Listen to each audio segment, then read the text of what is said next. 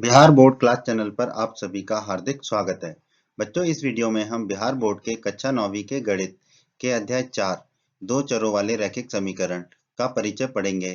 तो इस वीडियो को आप पूरा देखिएगा अंत तक, जिससे आपको अध्याय 4 के सारे कंसेप्ट पता चल जाएंगे इस एक ही वीडियो में। और फिर जब आप अध्याय 4 की प्रश्नावलियों के प्रश्नों को हल करोगे तो आपको प्रश्नों को हल करने में बहुत मदद मिलेगी।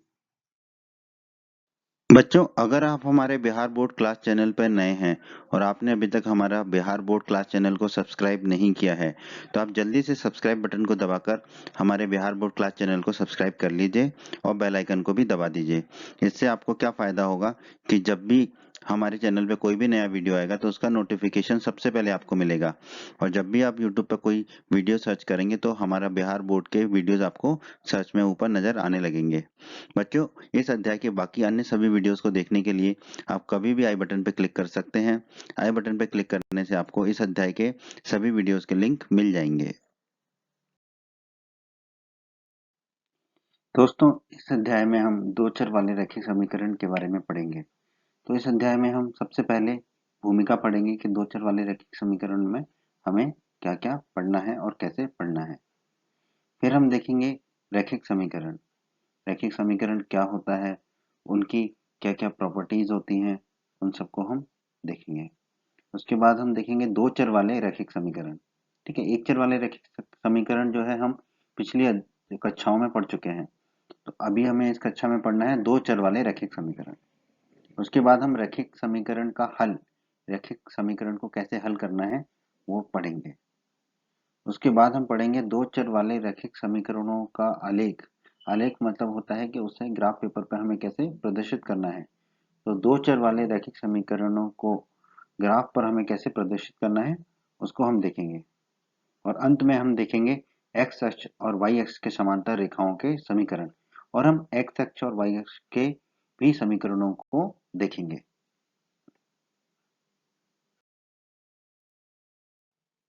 भूमिका। दोस्तों, पिछली कक्षाओं में आप एक चर वाले रैखिक समीकरणों का अध्ययन कर चुके हैं। ठीक है, आपने पिछली कक्षाओं में पढ़ा था कि एक चर वाले रैखिक समीकरण कैसे होते हैं और उनकी प्रॉपर्टीज क्या होती हैं। ठीक है, आप कह सकते हैं कि x धन 1 बराबर 0, ये जो है एक चर वाला रैखिक समीकरण है। एक चर वाला रैखिक समीकरण मतलब कि उसमें एक चर होगा। ठीक है, एक चर मतलब एक ऐसा पद होगा जिसका मान बदल सकता होगा। ठीक है, यहाँ पर देखिए x जो है वो चर है। एक तो जो है एक का मान तो जो है फिक्स है, मतलब एक का मान बदल नहीं सकता है। ठीक है, शून्य का मान भी नहीं बदल सकता है। ठीक है, एक्स का मान बदल सकता है तो एक्स चर है। उसी तरह दूसरा देखेंगे एक्स धन √2 बराबर 0। तो ठीक है, यहाँ पर भी कितने चर है, एक चर है। तो ये एक चर वाला रैखिक समीकरण है। दूसरा उदाहरण देख लेते हैं, √2 गुना वाई धन √3 बराबर 0। ठीक है, तो यहाँ पर चर क्या है हमारा वाई। ठीक है, तो इस तरह से एक चर वाले रैखिक समीकरणों को आप पिछली कक्षाओं में पढ़ चुके हैं। ये सब जो है हमने अभी दिए वो एक चर के रैखिक समीकरणों के उदाहरण है।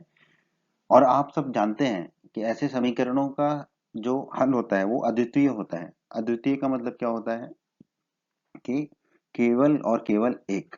ठीक है, जैसे कि ताजमहल। ताजमहल क्या है, अद्वितीय है। क्या ताजमहल जैसी बिल्डिंग दूसरी है दुनिया में, नहीं है। ठीक है, तो एक चर वाले रैखिक समीकरणों का जो हल होगा वो क्या होगा, अद्वितीय होगा। ठीक है, अब हम इस अध्याय में एक चर वाले रैखिक समीकरणों को दोबारा से थोड़ा सा पढ़ेंगे। ठीक, बहुत ज्यादा नहीं, थोड़ा सा पढ़ेंगे और उससे संबंधित ज्ञान को दो चर वाले रैखिक समीकरणों पर लागू करेंगे और फिर हम दो चर वाले रैखिक समीकरणों को आगे पढ़ेंगे। यहाँ पर हम इन प्रश्नों पर विचार करेंगे कि जैसे कि एक चर वाले रैखिक समीकरणों का जो हल होता है वो अद्वितीय होता है, यानी कि सिर्फ और सिर्फ एक ही हल होता है। क्या उसी तरह दो चर वाले रैखिक समीकरणों का एक हल होता है या अनेक हल होते हैं? और यदि एक ही हल होता है तो वो हल, एक ही हल क्या होता है? ठीक है, कार्तीय तल यानी कि ग्राफ पेपर पर उस हल को हम किस प्रकार प्रदर्शित कर सकते हैं? तो ये सब जो है वो हम इस अध्याय में पढ़ने वाले हैं।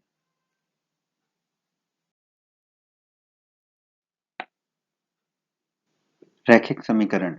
आइए अब हम रैखिक समीकरणों के कुछ गुणों को जानते हैं, समझने की कोशिश करते हैं। एक रैखिक समीकरण पर तब कोई प्रभाव नहीं पड़ता जबकि जबकि क्या, जबकि समीकरण के दोनों पक्षों में समान संख्या जोड़ी या घटाई जाती है। ठीक है, तो एक रैखिक समीकरण कि अगर दोनों पक्षों में हम समान संख्या को जोड़ दें या समान संख्या को घटा दें तो उस रैखिक समीकरण पर कोई फर्क नहीं पड़ेगा, कोई प्रभाव नहीं पड़ेगा। उदाहरण के लिए हम देखते हैं, अगर हमारा कोई रैखिक समीकरण है x बराबर y धन 2, ठीक है, तो अगर हम इस समीकरण के दोनों तरफ कोई एक संख्या को जोड़ दें या घटा दें, तो मान लेते हैं हम दोनों तरफ 5 को जोड़ देते हैं। ठीक है, तो हमारे बाईं तरफ हो जाएगा x धन 5 और दाईं तरफ हो जाएगा y धन 2 धन 5। ठीक है, तो इस रैखिक समीकरण पर कोई प्रभाव नहीं पड़ेगा। ठीक है, तो ये याद रखना हमेशा के लिए कि अगर रैखिक समीकरणों के दोनों तरफ कोई संख्या को जोड़ा या घटाया जाता है तो उस रैखिक समीकरण पर कोई प्रभाव नहीं पड़ता है। दूसरा गुण देख लेते हैं। अगर समीकरण के दोनों पक्षों पर समान शून्येतर संख्या से गुणा या भाग दिया जाता है तो भी उस रैखिक समीकरण पर कोई प्रभाव नहीं पड़ता। शून्येतर का मतलब है शून्य के अलावा। ठीक है, शून्येतर संख्या मतलब शून्य के अलावा। ठीक है, शून्य से नहीं, शून्य के अलावा किसी भी संख्या से गुणा करेंगे या भाग करेंगे दोनों तरफ तो भी उस रैखिक समीकरण पर कोई प्रभाव नहीं पड़ेगा। फिर से हम वही उदाहरण ले लेते हैं, x बराबर वाई धन 2। तो अगर हम दोनों तरफ किसी भी एक संख्या से गुणा करें, यानी कि मान लीजिए 4 से करते हैं, तो बाईं तरफ हो जाएगा x गुणा 4 और दाईं तरफ हो जाएगा y धन 2 गुणा 4। ठीक है, तो बराबर एक संख्या से अगर हमने दोनों तरफ गुणा किया है या भाग दिया है तो उस रैखिक समीकरण पर कोई प्रभाव नहीं पड़ेगा। हम ये क्यों पढ़ रहे हैं? ये हम इसलिए पढ़ रहे हैं क्योंकि इस तरह से करने से हमें रैखिक समीकरणों को हल करने में आसानी होगी। तो जब हम प्रश्नों को हल करेंगे तब हमें इन गुणों की आवश्यकता पड़ेगी, इसलिए इनको हम अभी पढ़ रहे हैं। दो चरों वाला रैखिक समीकरण। तो दोस्तों अब हम इस अध्याय में आते हैं और पढ़ते हैं कि दो चरों वाला रैखिक समीकरण किसे कहते हैं। उस समीकरण जिसे a गुणा एक्स धन b गुणा वाई धन c बराबर शून्य के रूप में व्यक्त किया जा सकता है, जहां पर a, b और c वास्तविक संख्याएं हैं और a और b दोनों का मान शून्य नहीं है, शून्य नहीं है। ठीक है, c का मान शून्य हो सकता है पर a और b का मान शून्य नहीं होगा। ठीक है, और x और y जो है वो तो चर हैं तो वो तो कभी शून्य होंगे नहीं, को हम क्या कहते हैं? दो चरों वाला रैखिक समीकरण कहते हैं।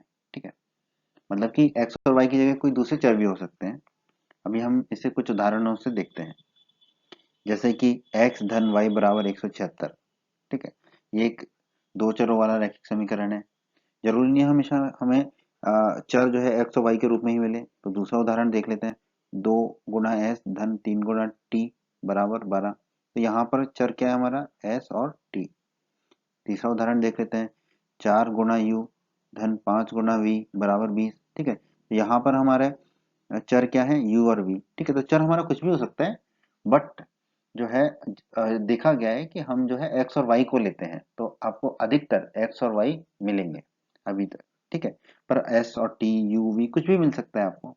ठीक है, तो दो चरों वाला रैखिक समीकरण हम किसे कहेंगे? जिसे हम a गुणा एक्स धन b गुणा वाई धन c बराबर शून्य के रूप में व्यक्त कर सकते हो, और वहां पर a और b और c जो है वास्तविक संख्याएं होंगी और a और b का मान शून्य नहीं होगा, शून्य नहीं होगा।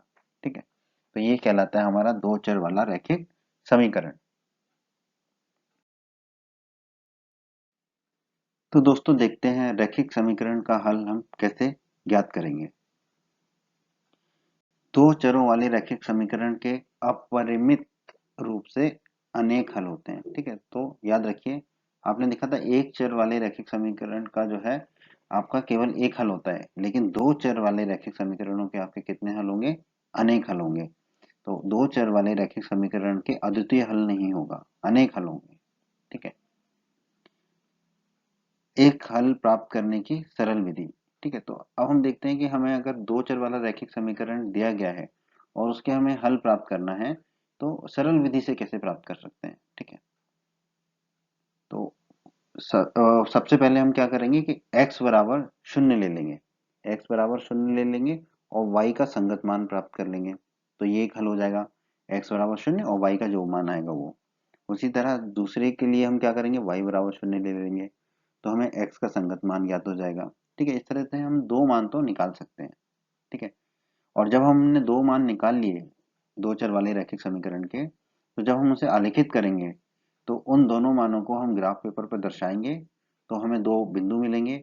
उन दो बिंदुओं को हम एक रेखा खींचेंगे, तो हमें हमारी रेखा मिल जाएगी, जो कि वो दो चर वाले रैखिक समीकरणों का आलेखित हल होगा। इसे भी हम आगे देखने वाले हैं।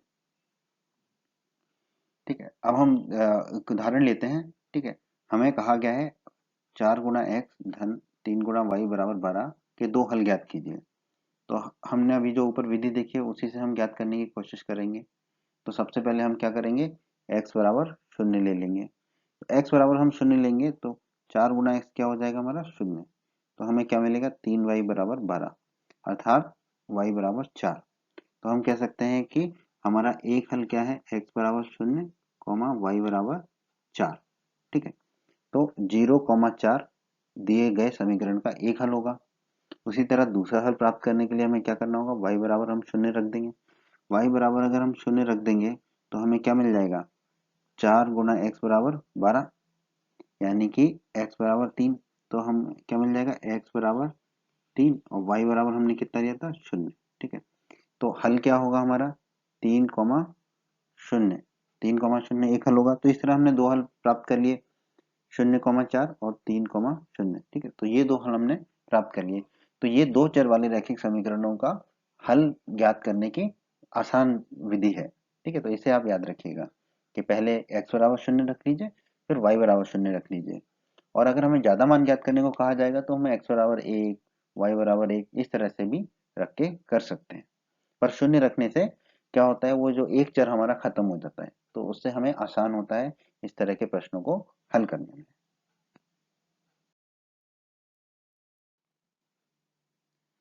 दो चरों वाले रैखिक समीकरण का आलेख। दो चरों वाले एक रैखिक समीकरण को ज्यामितीय रूप से एक ऐसी रेखा से निरूपित किया जा सकता है जिसके सभी बिंदु समीकरण के हल होते हैं। बहुत ही जरूरी है ये वाक्य, आपको याद रखना है। ये जो गुण है ये बहुत जरूरी है, आपको याद रखना है कि जब भी हम दो चर वाले एक रैखिक समीकरण को ज्यामितीय रूप से एक रेखा से निरूपित करते हैं, और जो कि किया जा सकता है, उस रेखा के सभी बिंदु उस दो चर वाले रैखिक समीकरण के हल होते हैं। ये हमें याद रखना है। ठीक है, पिछले अध्याय में हमने निर्देशांक ज्योमेट्री में इसके बारे में पढ़ा है कि कैसे हमें ग्राफ पेपर पर बिंदुओं को आलेखित करना है। इस रैखिक समीकरण को क्या कहा जाता है, आलेख। इस रैखिक समीकरण को हम कहते हैं आलेख। आलेख मतलब कि हमें प्रदर्शित करते हैं ग्राफ पेपर पर। अतः दो चर वाले रैखिक समीकरणों को आलेख प्राप्त करने के लिए हमें दो हलों के संगत दो बिंदु आलेखित करना होता है। तो हमें कम से कम दो हल चाहिए उस रेखा को आलेखित करने के लिए, अर्थात दो बिंदु हमें चाहिए। ठीक है, तो दो हल और दो बिंदु कैसे निकालना है ये हमने अभी देखा था। पहले x बराबर 0 रख दो, फिर y बराबर 0 रख दो। ठीक है, उन्हें एक रेखा से मिला देना पर्याप्त होता है।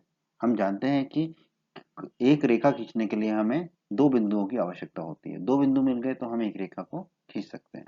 ठीक है, तो आपको याद रखना है, दो चर वाले एक रैखिक समीकरण को ज्यामितीय रूप से एक ऐसी रेखा से निरूपित किया जा सकता है जिसके सभी बिंदु उस समीकरण के हल होते हैं। इस रैखिक समीकरण को हम आलेख भी कहते हैं। ग्राफ, अंग्रेजी में ग्राफ कहते हैं, हिंदी में आलेख कहते हैं। ग्राफ खींचने के लिए हमें समीकरण के कम से कम दो हलों की आवश्यकता होती है। उन दो हलों से हम दो बिंदुओं को ग्राफ पर आलेख पर प्रदर्शित करते हैं और फिर हम रेखा खींच देते हैं। अर्थात एक घात वाले बहुपद समीकरण ए एक्स धन बी वाई धन सी को रैखिक समीकरण इसलिए कहा जाता है क्योंकि इसका ज्यामितीय निरूपण जो है वो एक सरल रेखा होती है। इसलिए हम इसे रैखिक समीकरण कहते हैं, क्योंकि इसका ज्यामितीय निरूपण ग्राफ पर जब इसे हम आलेखित करते हैं तो हमें एक सरल रेखा प्राप्त होती है। बच्चों, अगर आप हमारे बिहार बोर्ड क्लास चैनल पर नए हैं और आपने अभी तक हमारा बिहार बोर्ड क्लास चैनल को सब्सक्राइब नहीं किया है, तो आप जल्दी से सब्सक्राइब बटन को दबाकर हमारे बिहार बोर्ड क्लास चैनल को सब्सक्राइब कर लीजिए और बेल आइकन को भी दबा दीजिए। इससे आपको क्या फ़ायदा होगा कि जब भी हमारे चैनल पे कोई भी नया वीडियो आएगा तो उसका नोटिफिकेशन सबसे पहले आपको मिलेगा, और जब भी आप यूट्यूब पर कोई वीडियो सर्च करेंगे तो हमारा बिहार बोर्ड के वीडियोज़ आपको सर्च में ऊपर नज़र आने लगेंगे। बच्चों, इस अध्याय के बाकी अन्य सभी वीडियोस को देखने के लिए आप कभी भी आई बटन पर क्लिक कर सकते हैं। आई बटन पर क्लिक करने से आपको इस अध्याय के सभी वीडियोस के लिंक मिल जाएंगे। आइए दोस्तों, अब हम दो चर वाले रैखिक समीकरण के आलेख को ग्राफ पेपर के माध्यम से समझने की कोशिश करते हैं। ठीक है, हमें दिया हुआ है निम्नलिखित समीकरण के हल ज्ञात कीजिए। हमें इसे आलेखित करके दिखाते हैं। क्या समीकरण दिया गया है हमें? 4 गुना एक्स धन 3 गुना वाई बराबर 12। ठीक है, तो हमने क्या पढ़ा था अभी कि किसी भी दो चर वाले रैखिक समीकरण को आलेखित करने के लिए हमें पहले हमें क्या ज्ञात करना होगा? दो बिंदु, दो हल। ठीक है, कम से कम दो हल ज्ञात करना होगा। तो हमें कम से कम दो हल ज्ञात करना है तो हम दो ही को ज्ञात करते हैं। ठीक है, तो हम दो हल ज्ञात करेंगे और उन हलों को बिंदु मान के आलेख पर, ग्राफ पर प्रदर्शित करेंगे और रेखा खींचेंगे। वही रेखा हमारे समीकरण का हल होगी। ठीक है, तो जैसा कि हमने पहले देखा था, समीकरण में हम पहले x बराबर 0 रख देंगे तो हमें क्या मिलेगा? 3 गुना वाई बराबर 12, अर्थात वाई बराबर 4। तो हमारे क्या हल प्राप्त हुआ? 0,4, क्योंकि x बराबर 0 है हमारा और y बराबर क्या है? 4। ठीक है, एक हल मिल गया हमको। उसी तरह दूसरा हल के लिए हम क्या करेंगे? y बराबर 0 रख देंगे। y बराबर 0 हम रखेंगे तो हमें क्या मिलेगा? 4 गुना x बराबर 12, यानी कि x बराबर 3। तो हमें क्या हल मिला? 3,0, क्योंकि x बराबर हमें मिला 3 और y बराबर जो है हमने लिया था 0। ठीक है, तो हमें दो बिंदु मिल गए दोस्तों, 0,4 और 3,0। ठीक है, तो दो बिंदु हमें मिल गए। पहला बिंदु क्या है? हमें 0, x बराबर 0 और y बराबर 4। दूसरा बिंदु क्या है हमारा? x बराबर 3 और y बराबर 0। ठीक है, तो हम पहला बिंदु लेते हैं। पहला बिंदु क्या है हमारा? x बराबर 0 और y बराबर 4। तो ये जो हमने पहला बिंदु लिया, ये है हमारा x, क्योंकि ये जो है x एक्सिस से जो है इसकी दूरी 4 है तो y बराबर हो जाएगा 4, और y एक्सिस से इसकी दूरी 0 है तो x की जगह क्या आ जाएगा? 0। ठीक है, तो ये हो गया हमारा 0,4। दूसरा बिंदु हमारा क्या है? x बराबर 3 और y बराबर 0। तो x एक्सिस पे इसकी दूरी कितनी हो जाएगी? 3, और जो है x एक्सिस से इसकी दूरी कितनी है? 0, तो y बराबर कितना हो जाएगा? 0। ठीक है, y एक्सिस से इसकी दूरी है 3, तो x बराबर 3 और y बराबर 0। तो ये हमें दो बिंदु मिल गए। अब हम इन दोनों बिंदुओं को जोड़ देते हैं। ठीक है, तो हमें एक रेखा प्राप्त होगी।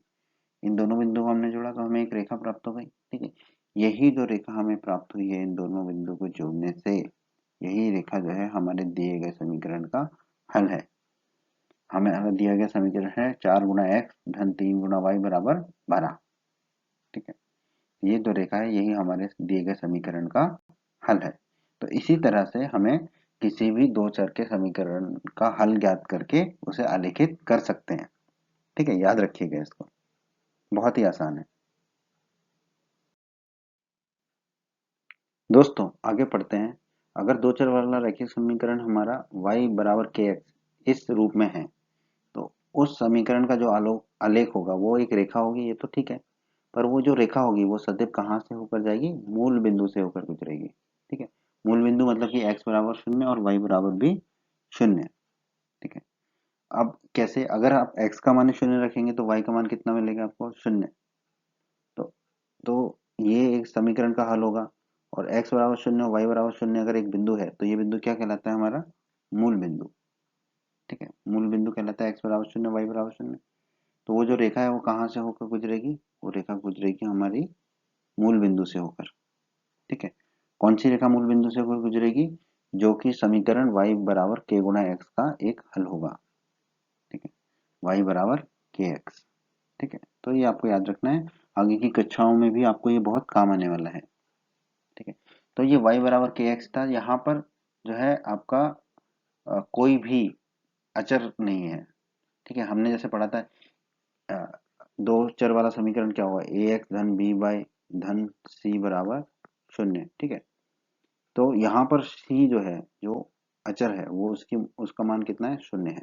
ठीक है, तो अगर दो चर वाले समीकरण में अचर सी शून्य है, तो वो उस समीकरण का जो आलेख होगा, हल होगा, वो कहाँ से होकर गुजरेगा, मूल बिंदु से होकर गुजरेगा।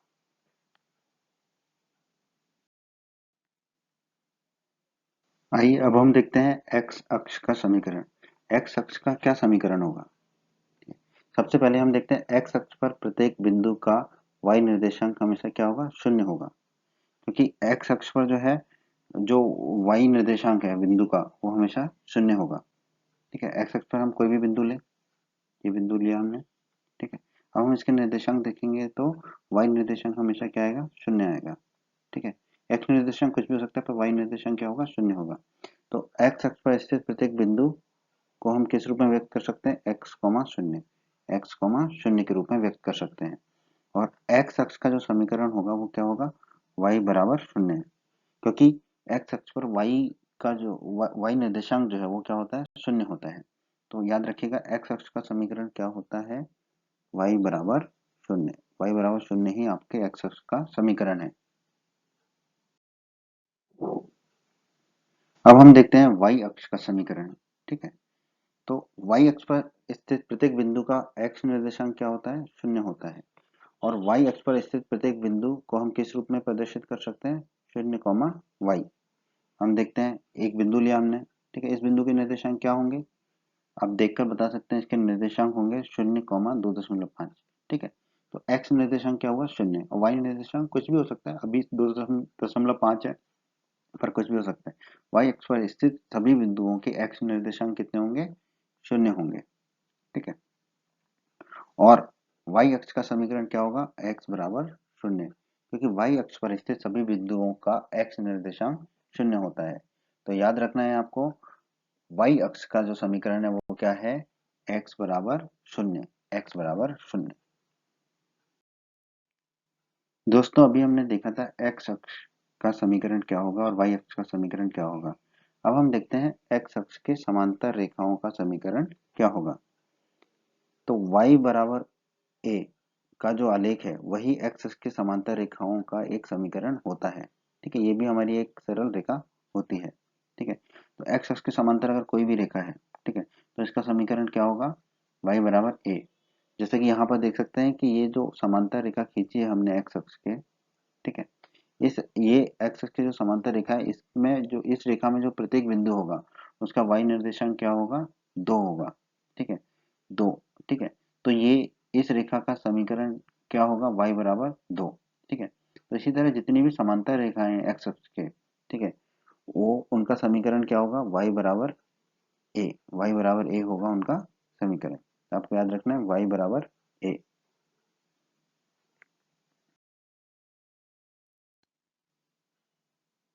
तो दोस्तों जैसा कि हमने देखा एक्स अक्ष के समांतर रेखा का समीकरण, उसी तरह हम देखते हैं वाई अक्ष के समांतर रेखा का समीकरण।